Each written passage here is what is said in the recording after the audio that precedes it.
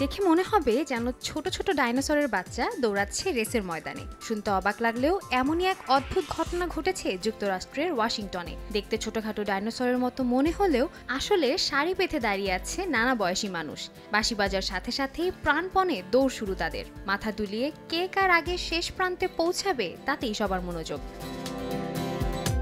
যুক্তরাষ্ট্রের ওয়াশিংটনের emerald downs ট্র্যাকে অনুষ্ঠিত হয় টি-রেক্স ওয়ার্ল্ড চ্যাম্পিয়নশিপ রেস। এতে অংশ নেন ছেলে থেকে বুড়ো নানা বয়সী মানুষ। 2017 সালে প্রথমবারের মতো শুরু হয় এই অদ্ভুত দৌড় প্রতিযোগিতা। হাস্যকর মনে হলেও এই প্রতিযোগিতার নিয়ম অনুযায়ী হাওয়া ভর্তি ডাইনোসরের কস্টিউম পরেই দৌড়ের ময়দানে নামতে হবে প্রতিযোগীদের। দোদুল্যমান মাথায় ডাইনোসর সেজেই পাড়ি দিতে হবে বাধা দূরত্ব।